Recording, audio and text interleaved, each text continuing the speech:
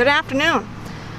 I'm going to show you briefly in this video what I'm going to do with these marigolds, discuss how it's going to help this pot of soil with these tomato plants that I'm going to pluck out. If you remember in my last video, I talked about how I discovered that this pot and the plants are infected with root knot nematodes, and I was just waiting for the remaining tomatoes on this plant to ripen so that I can harvest it and get rid of it. There is one remaining tomato here left, but as you can see over here, it's all dried out. So there's no way that this tomato is going to grow to where I can harvest it. And it's already it's all soft and looks kind of wrinkly. You can't really tell in the video, but it's wrinkly and it's not getting what it needs from the plant. So this whole thing is going to go out, and I'm going to plant those marigolds. Okay, so I'm done. I took out the tomato plants and I put in the marigold. And I just wanted to show you real quick what the roots look like. Do you see these like really big growths on the roots, these really like bulbous kind of roots? That's because of the root knot nematodes.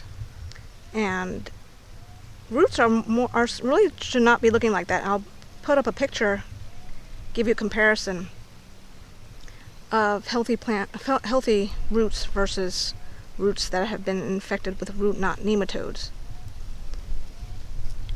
And they're supposed to be more like fine, thin. You see, like these roots, they're supposed to be more like that, and not like these big bulbous looking kind of roots.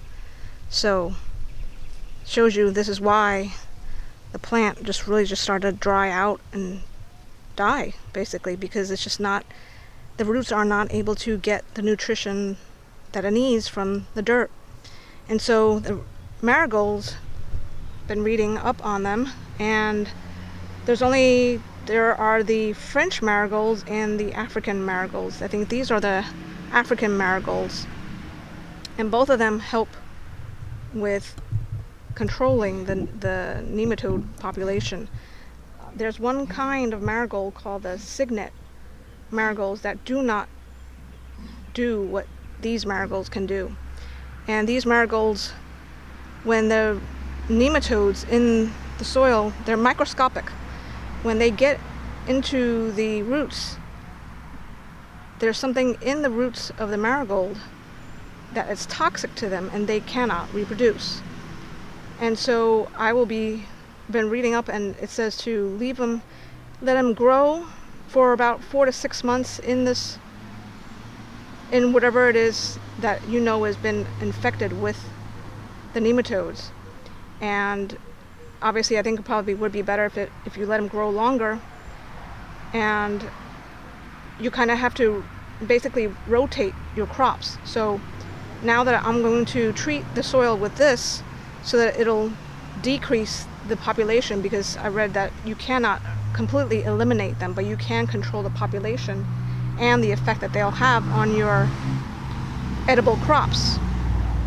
And so I'll be letting these grow in this pot, probably, at the very least for 6 months. And then I will plant, I'm not sure what I'll pull back in there, maybe another tomato or something else that needs a big pot.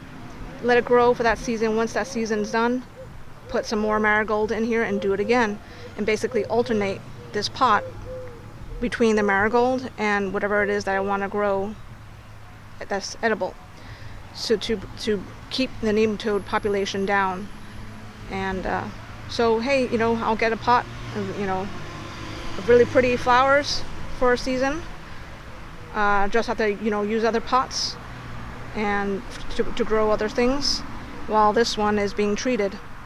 And there's plenty that you can read up on. I'll put up some links on some articles that talk about this. If you have this issue, or if you think you might have this issue, that'll help you into figuring out if that's what your plants are suffering from, and just some more information on what the science behind how marigolds help you, and what all other ways there are. There is another way where you can, I've read that you can take the soil, whether it be in a container or in a plot of land or whatever it is that you're growing in the ground, and say for instance for the containers, because this is what I'm doing.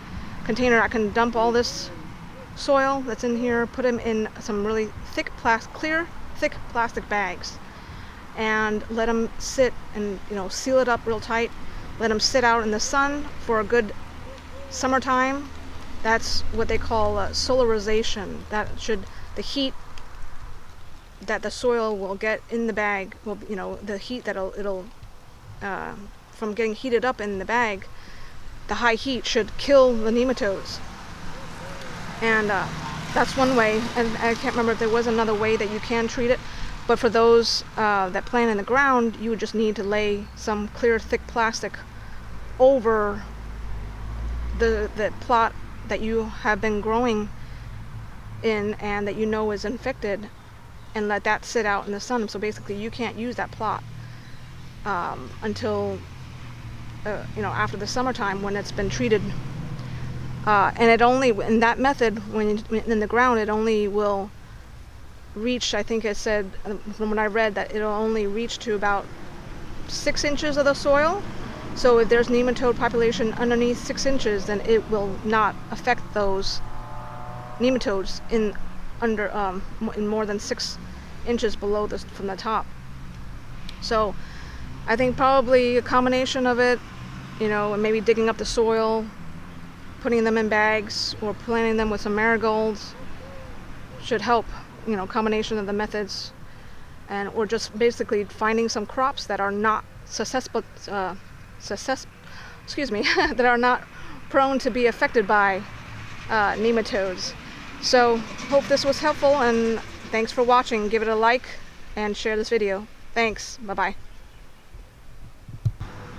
Oh, and I forgot one last thing.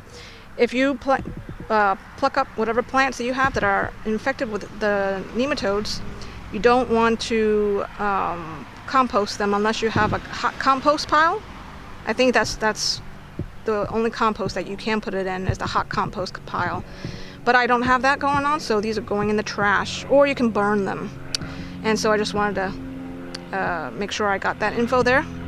And thanks again for watching. Bye-bye.